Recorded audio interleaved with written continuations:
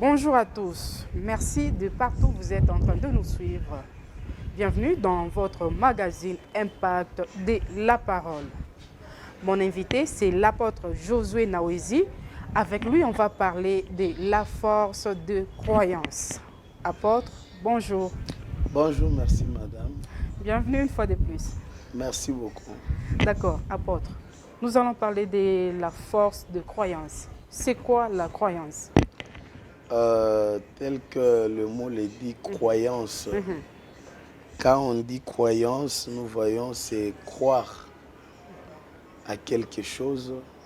Croire avant de voir, hein? Oui, Croire à oui, quelque chose à qui est quelque chose. invisible, que vous n'avez pas encore palpé. Bon, on peut croire, oui, oui, effectivement. Lorsqu'il s'agit de croire, nous croyons à quelque chose qu'on n'a pas encore vu. Très bien. Nous croyons à une force qu'on n'a pas encore vue ni connaître. C'est-à-dire la croyance. Quand on parle de la croyance, il y a le mot croire. Et croire là-bas nous pousse à voir. C'est dans une autre façon d'avoir la foi en quelque chose. Comme la croyance. La croyance et la foi, les deux marchent ensemble. Ça marche de pair parce que quand vous croyez en quelqu'un, en d'autres termes, vous avez la foi en lui. Justement. C'est-à-dire, même Hébreux chapitre 11, quelque part, la Bible dit, la foi est une ferme assurance, n'est-ce pas? Une démonstration des choses qu'on espère et de celles qu'on ne voit pas. Très bien. Vous voyez? C'est-à-dire, quand nous croyons, quelque part, nous avons la foi en quelque chose qu'on n'a pas encore vu, quelque chose, même ce qui est visible. Vous pouvez croire en quelque chose qui est visible. On vous présente quelqu'un, on vous dit que bon, celui-ci, il veut te prendre en mariage, par exemple. Là, il faut toujours d'abord croire. Tu les crois quand même par rapport à tout ce qu'il te propose. Justement, oui. Aujourd'hui, nous avons des gens qui aimeraient entrer, faire la politique. Très bien. Non, moi je serai candidat président de la République. Il va commencer d'abord par nous donner son cahier des charges. Justement. Alors, quand il va se prononcer, le peuple, pour qu'il puisse élire ces derniers, il doit d'abord avoir cru dans ce que cet homme est en train de dire. Si le peuple ne te croit pas, ils ne vont plus te voter.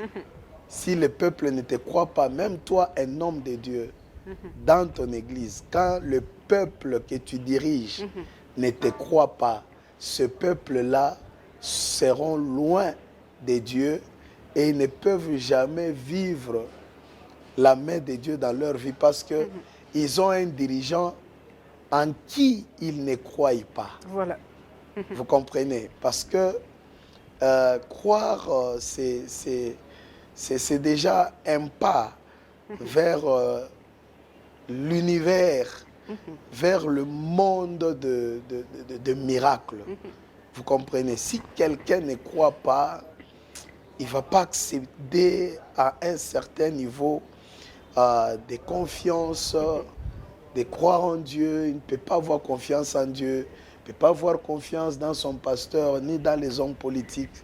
Si quelqu'un ne croit pas que cet homme politique peut changer les choses, par exemple, il ne croira jamais. Très bien.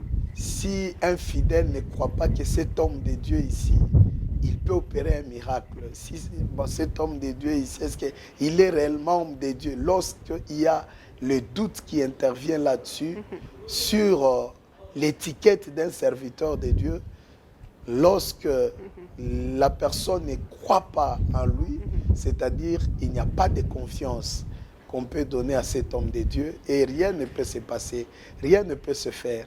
C'est-à-dire quand on parle de la croyance, nous voyons c'est croire en quelque chose, croire en quelqu'un. Voilà. Dites-nous, apôtre, oui. Dans la croyance, il y a une puissance? Oui, effectivement, dans la croyance, il y a une puissance. je donne toujours le verset de Jean, chapitre 11. Jean, chapitre 11, si vous commencez, même à partir du premier verset, vous descendez, vous allez trouver que Lazare était malade. Très bien. Et quand Lazare était malade, les sœurs de Lazare envoya des messagers auprès de Jésus pour qu'ils aillent dire à Jésus que ton ami Lazare est malade. Alors c'est ainsi que, au lieu que Jésus puisse aller directement avec eux, parce que Marie et Marthe savaient que Jésus avait le pouvoir de guérir. Très bien. Il avait l'onction de guérir. C'est la raison pour laquelle, dans leur croyance, ils se sont dit, envoyons des messagers. Et pour eux, elles croyaient que les messagers reviendront ensemble avec Jésus. Mais Jésus leur avait dit que non, allez dire à Marthe et Marie que la maladie de Lazare n'est pas pour la mort, mais elle est pour la gloire de Dieu. La gloire de Dieu. La gloire de Dieu comment? Lorsqu'ils sont rentrés pour apporter le message, automatiquement Lazare était décédé. Et quand Lazare était décédé, c'est au 4e jour, parce que dans les temps jadis, il n'y avait pas de frigo, il n'y avait pas de quoi que ce soit. Lorsque quelqu'un meurt, on pouvait les garder pendant 3 jours. Et quand c'est le 4e jour, là, nécessairement, il fallait toujours enterrer. Il faut toujours enterrer parce que là, il n'y a pas espoir. Justement, oui. Alors, c'est comme ça que le Seigneur Jésus était venu le 4e jour. Or, en réalité, le 4e jour, lorsque quelqu'un est décédé après 4 jours, si vous l'avez déjà enterré, c'est la phase de la décomposition. Alors, Jésus est arrivé le 4e jour au deuil. Il trouva Marie et Marthe en train de pleurer. Et parmi eux, l'un a dit à Jésus, si tu étais là, notre frère Lazare ne devrait pas mourir. Voilà. Écoutez maintenant la réponse de Jésus. Jésus dira, Marthe, Marthe, ne t'ai-je pas dit que si tu crois, tu verras la gloire de Dieu. C'est-à-dire, Jésus voulait dire que si tu crois au miracle, si tu crois que je peux faire quelque chose, tu verras la gloire de Dieu. C'est-à-dire, dans la croyance, il y a une puissance. Dans la croyance, si quelqu'un, vous voyez, vous savez, si quelqu'un croit réellement en Dieu, tu ne peux pas les détacher facilement parce que il a déjà placé tout son être dans ce qu'il croit. Et quand quelqu'un a déjà projeté sa croyance dans quelque chose, c'est pas facile de lui détourner de la chose en question. C'est-à-dire, dans la croyance, il y a une puissance. C'est comme ça que Jésus avait demandé à Marthe, ne t'ai-je pas dit que si tu crois, tu verras la gloire de Dieu. Mais Marthe n'a pas cessé de parler. Elle a continué, elle a dit, non, je sais qu'il ressuscitera le dernier jour. Mais Jésus a dit, non, moi je suis la vie et la résurrection. Très bien. Allons me faire voir là où vous avez mis Lazare. Alors, c'est pour vous dire que avant que Jésus n'arrive au préalable de miracle, il a d'abord commencé à stimuler la croyance dans qui? Dans Marthe et dans Marie. Très bien. Il fallait que leur foi soit stimulée, leur croyance soit stimulée. Vous savez, tel qu'on l'a dit au début, que la croyance marche toujours avec la foi. La croyance marche toujours avec la foi. Mais apôtre, il y a combien de sortes de croyances, selon vous? Selon moi... je crois que c'est aussi mieux de nous donner selon la Bible. Selon la Bible, oui. Quand vous dites combien de sortes de croyances, j'aimerais d'abord commencer par vous dire qu'il y a plusieurs formes de croyances. Plusieurs. C'est-à-dire quelqu'un peut croire à n'importe quoi.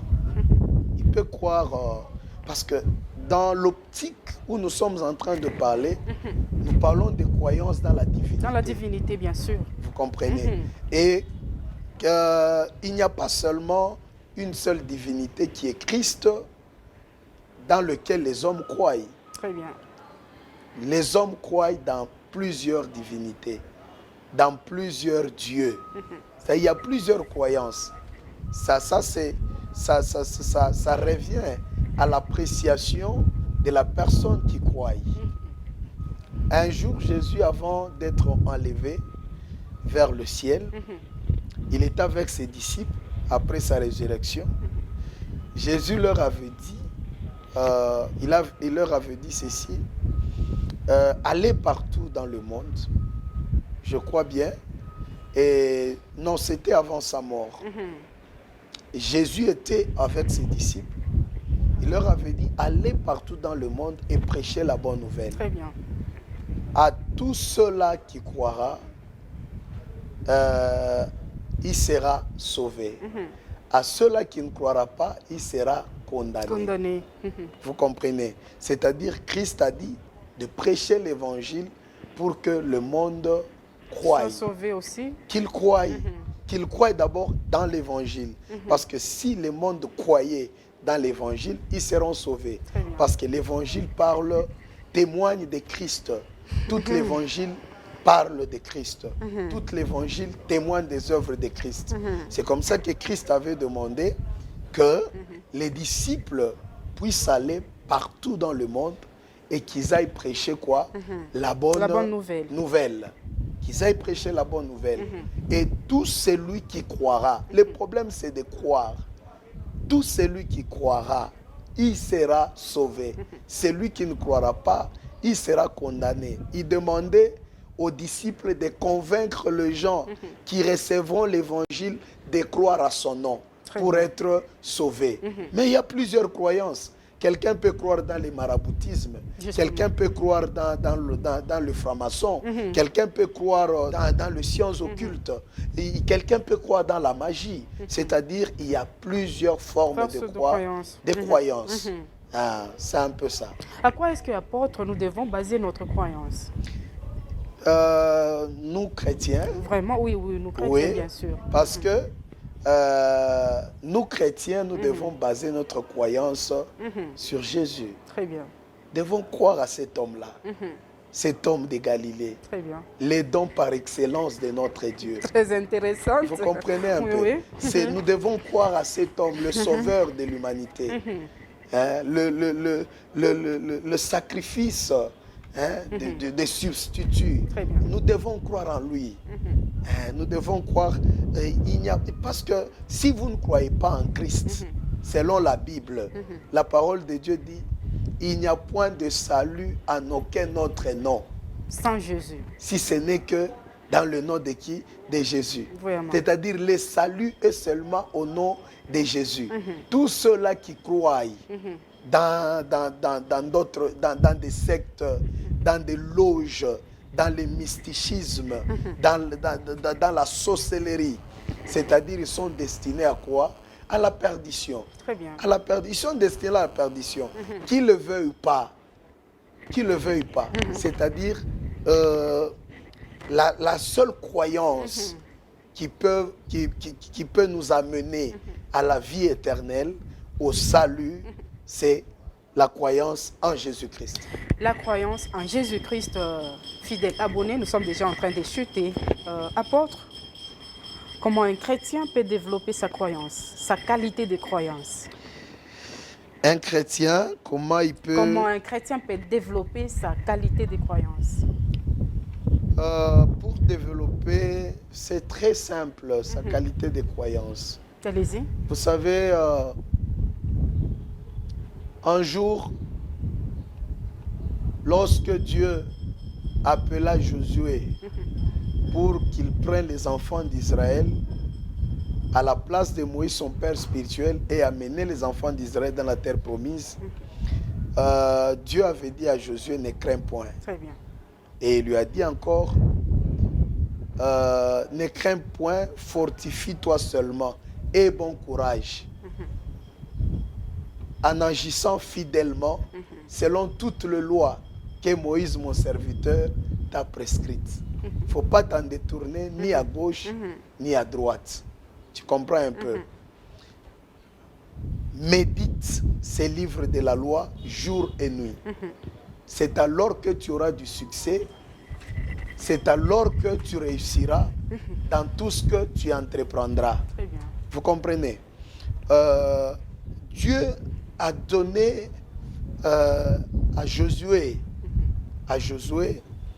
une remède qui pourra lui pousser à être fort.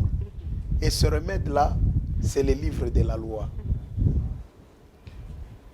Et si j'aimerais parler pour le croyant, pour le chrétien aujourd'hui, pour que la croyance de quelqu'un soit forte, vous ne devez pas croire à quelque chose que vous n'avez pas encore maîtrisé. Très bien.